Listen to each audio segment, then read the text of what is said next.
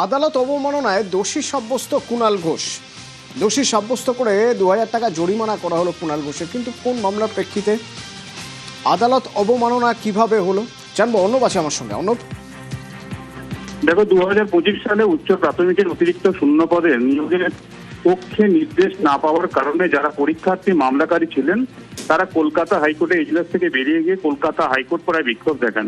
প্রথমে senior advocate যারা মামলা করেছিলেন যাতে এই অতিরিক্ত শূন্য পদে নিয়োগ না হয়, তাদের তরফে তারাও পরীক্ষার্থী একাংশ প্রথমে আইনজীবী বিকাশ রঞ্জন ভট্টাচার্য তাঁর চেম্বারের বাইরে বিক্ষোভ, এবং এরপর প্রায় ঘন্টার পর ঘন্টা কিরণ শঙ্কর রায় রোডে বিক্ষোভ দেখানো এবং সেখানেই বিচারপতি বিশ্বজিৎ বসু, যিনি নির্দেশ দেননি, তার ছবি সেটা পায়ে দলিয়ে সেখানে থুতু ছিটিয়ে নানা ভঙ্গি করে বিক্ষোভ দেখানো হয়। শুধু তাই নয়, বিকাশ রঞ্জন ভট্টাচার্যের সঙ্গে এই মামলায় যুক্ত তার জুনিয়র যারা ছিলেন, সেটা সুদীপ্ত দাশগুপ্ত, বিক্রম বন্দ্যোপাধ্যায় এবং ফিরদৌস স্বামী, তাদের চেম্বারের বাইরে জুতো দেখানো এবং একই সঙ্গে বিক্ষোভ দেখানো এবং রাস্তায় কার্যত ত্রিপল খাটিয়ে বসে ঘন্টার পর ঘন্টা পুলিশের সামনে বিক্ষোভ চলে। এই ঘটনায় কলকাতা হাইকোর্টের দৃষ্টি আকর্ষণ করা হলে শতপ্রণোদিত আদালত অবমাননার মামলা রুজু হয়। কারণ কলকাতা হাইকোর্ট পাড়া অত্যন্ত স্পর্শকাতর এবং এখানে বিভিন্ন বিষয়ে নিয়ন্ত্রণ বিধি রয়েছে।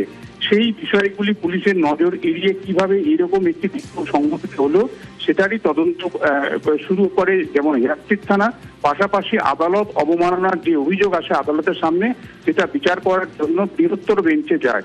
বিচারপতি অরিজিৎ বন্দ্যোপাধ্যায়, সব্যসাচী ভট্টাচার্য এবং রাজর্ষি বরদ্দার, তারা আজকে এই প্রায় 1 বছর পর 25 এপ্রিল 2025-এর ঘটনা, আজকে তার রায় ঘোষণা করলো এবং রায়ে কুণাল ঘোষ এবং আরো 7 পরীক্ষার্থী যারা চাকরি পাননি ওই দিনকে বিক্ষোভে সামিল ছিলেন, প্রত্যেককে এই আদালত অবমাননায় দোষী সাব্যস্ত করে কুণাল ঘোষ, যিনি তৃণমূল কংগ্রেসের মুখপাত্র, তাকে 2000 টাকা জরিমানা এবং অন্য 7 পরীক্ষার্থী যারা আদালত অবমাননায় দোষী সাব্যস্ত তাদের 1000 টাকা করে জরিমানা ধার্য করা হয়েছে। এবং কুণাল ঘোষের উদ্দেশ্য করে বলা হয়েছে যে সরকারি কোষাগারে এই টাকা 4 সপ্তাহের মধ্যে জমা করতে হবে। যদি কুণাল ঘোষ এই টাকা 4 সপ্তাহের মধ্যে জমা না করেন, সেক্ষেত্রে 2000 টাকার অনাদায়ে 3 দিনের সিম্পল ইমপ্রিজনমেন্টও যেতে হতে পারে কুণাল ঘোষকে। এটাও কিন্তু রায় করতে বলা হয়েছে। ধন্যবাদ।